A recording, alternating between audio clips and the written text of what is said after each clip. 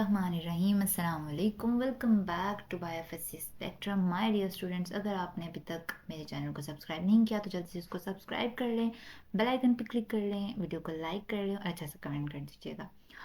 Okay, तो start करते हैं। आज हम बात करेंगे न्यूक्लिक एसिड्स की। सबसे पहले एक 1869 में एक साइंटिस्ट था, फ्रेडरिक मिस्चर। उसने क्या किया था, उसने ह्यूमन पस सेल्स को स्टडी किया था, उनके न्यूक्लियर को निकाला था। पस सेल से न्यूक्लियर को निकाला था। क्यों? क्योंकि उसके अंदर वाइट ब्लड सेल्स की तादाद बहुत ज़्यादा होती है, बहुत एक्टिव सेल होते हैं वो। उसको निकाला था और उसके अंदर से उसने न्यूक्लिक एसिड को सबसे पहले आइसोलेट किया था। ये तो होगी उसकी छोटी सी हिस्ट्री। अच्छा, अब इसको न्यूक्लिक एसिड कहते क्यों हैं?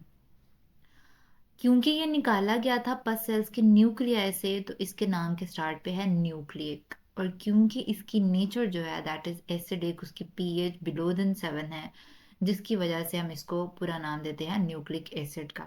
अच्छा, अब ये दो तरह के हो सकते हैं, या तो ये डीएनए होगा डिऑक्सी राइबोन्यूक्लिक एसिड, या ये आरएनए होगा राइबोन्यूक्लिक एसिड। ठीक है। अच्छा, डीएनए जो है वो क्रोमोसोम्स में पाया जाता है, सेल्स के न्यूक्लियाई में, और कुछ थोड़ी बहुत अमाउंट में ये माइटोकॉन्ड्रियल क्लोरोप्लास्ट में भी होता है, लेकिन बेसिकली ये कहाँ पे होता है? क्रोमोसोम्स में, न्यूक्लिया वगैरह में। ठीक है। ये हो गया स्ट्रक्चर डीएनए का और आरएनए का। यहाँ पे आप देख सकते हैं कि इसको डीऑक्सीराइबोज और इसको राइबोज क्यों कहा जाता है। उसकी रीजन ये है कि जिस तरह यहाँ पे आप लोग देखें हाइड्रोक्सिल ग्रुप लगा हुआ है सेकेंड कार्बन पोजीशन पे, लेकिन यहाँ पे जस्ट हाइड्रोजन है। इट मींस दैट यहाँ से ऑक्सीजन रिमूव हो गई है, ऑक्सीजन की यहाँ पे कमी आ गई है एक ऑक्सीजन की, जिसकी वजह से हम इसको डीऑक्सीराइबोज कहते हैं।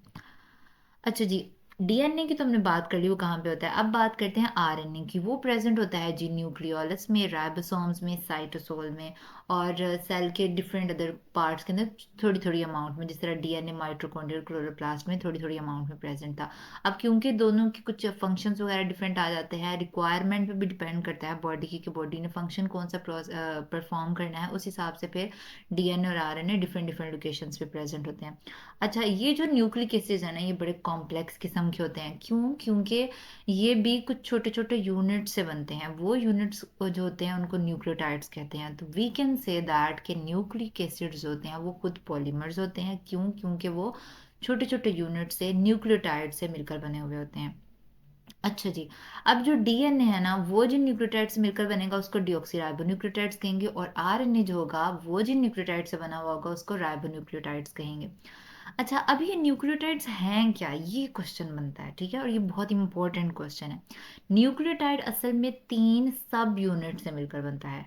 ठीक है, न्यूक्लिक एसिड्स जिन यूनिट से बनता है दे आर न्यूक्लियोटाइड्स, और न्यूक्लियोटाइड्स फर्दर 3 सब यूनिट से बने हुए होते हैं, जिनको हम इस तरह से अरेंज करते हैं, लाइक पेंटोस शुगर जो 5 कोऑर्डिनेट शुगर होती है उसको हम बोलते हैं, राइबोस शुगर भी इसको कहा जाता है। सेकेंडली, नाइट्रोजन कंटेनिंग बेसिस हो सकती हैं, डिफरेंट बेसिस ये वेरी करती हैं, मैं आगे आपको उनके नाम भी बताती हूँ। And the third one component is phosphoric acid. अच्छा, अब जो पेंटोस शुगर है ना, वो भी डीएनए और आरएनए में वेरी करती है। अगर तो वो डीएनए में होगी तो उसको डीऑक्सीराइबोस कहेंगे, आरएनए में होगी तो उसको राइबोस कहेंगे। अच्छा, अब यहाँ पे आप लोग देखें कि जैसे कि ये न्यूक्लियोटाइड का स्ट्रक्चर है, ये इसके 3 कंपोनेंट्स दिखाए हुए हैं। ये पेंटोस शुगर है यानी राइबोस शुगर है, इसकी एक पोजीशन पे 5th कार्बन पोजीशन पे ये फॉस्फेट ग्रुप अटैच हुआ है, और इसकी फर्स्ट कार्बन पोजीशन पे ये बेस लगी हुई है। ठीक है, नाइट्रोजन कंटेनिंग बेस, ये नाइट्रोजन यहाँ पे प्रेजेंट है। ठीक है। अच्छा, अब यहाँ पे एडिनिन की हमने एग्जाम्पल लिया, अदरवाइज ये डिफरेंट बेस भी हो सकती है, कोई और भी। नाइट्रोजनस बेसिस जो होती हैं वो दो तरह की असल में होती हैं, या तो वो सिंगल रिंग्ड होंगी या वो डबल रिंग्ड होंगी। सिंगल होंगी तो पिरिमिडिन्स बोलेंगे, अगर डबल रिंग्ड नाइट्रोजनस बेसिस हुई तो उनको प्यूरिन्स बोलेंगे। अब फर्दर इनकी क्लासिफिकेशन देखते हैं किस तरह से हुई है। पायरिमिडीन्स जो होते हैं ना, उनके अंदर आते हैं साइटोसिन, थायामीन और यूरासिल। ठीक है। और प्यूरिन्स के अंदर आएंगे एडेनिन, गुआनिन। पिरिमिडीन्स के अंदर जो थायामीन और यूरासिल है, ये क्यों वेरी कर रहे हैं? बिकॉज जो होता है डीएनए का स्ट्रक्चर, उसके अंदर थायामीन प्रेजेंट होता है, जबकि जो आरएनए होता है उसके अंदर यूरासिल प्रेजेंट होता है। होती है दोनों ही पिरिमिडीन्स की। अच्छा जी, नेक्स्ट है फॉस्फोरिक एसिड। थर्ड कंपोनेंट, बहुत इंपॉर्टेंट कंपोनेंट है ये। अच्छा, हम देखते हैं कि पेंटोस शुगर की हमने कहा था 5th कार्बन पोजीशन के साथ ये अटैच हुआ होता है, तो वो जहाँ पे जो लिंकेज बन रहा होता है ना, असल में उस लिंकेज को हम कहते हैं ईस्टर लिंकेज। राइट। अगर टिपिकल हम न्यूक्लियोटाइड की बात करें उसके स्ट्रक्चर की, तो हमने ऑलरेडी कह दिया कि नाइट्रोजनस बेस पोजीशन 1 पे प्रेजेंट होती है पेंटोज शुगर की, और फॉस्फोरिक एसिड पोजीशन 5 पे अटैच हुआ होता है। ये यहाँ पे स्ट्रक्चर जो आपको दिखाया हुआ है ये है राइबोस शुगर, इसके एक तरफ एडेनिन लगा, दैट मे बी थायमीन और साइटोसिन, ग्वानिन और यूरेसिल। ओके, पर यहाँ पे इसकी फिफ्थ कार्बन पोजीशन पे फॉस्फेट ग्रुप अटैच है। अब अगर तो ये सिंगल फॉस्फेट अटैच हुआ हो तो उसको एडिनोसिन मोनोफॉस्फेट कहेंगे। अगर डबल फॉस्फेट अटैच हुआ तो उसको एडिनोसिन डाइफॉस्फेट कहेंगे, और अगर तीन फॉस्फेट अटैच हुए हुए तो उसको एडिनोसिन ट्राइफॉस्फेट कहेंगे। अच्छा, अब यहाँ पे एडिनोसिन जो है ना वो एडिनिन की वजह से है। अगर यहाँ पे थायमीन होता या साइटोसिन होता, ग्वानिन या कुछ और होता तो उस हिसाब से इसका नाम यहाँ पे वेरी करता। हमने जस्ट एडेनिन की यहाँ पे एग्जांपल ली हुई है।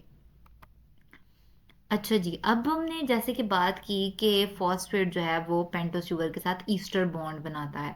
अब यहाँ पे लिखा है कि फॉस्फेट जो है वो C5 पे या C3 पे जो है वो बॉन्डिंग करेगा। अब ये क्यों वेरी करता है? क्योंकि हमने बात करनी है आरएनए की और डीएनए दोनों की।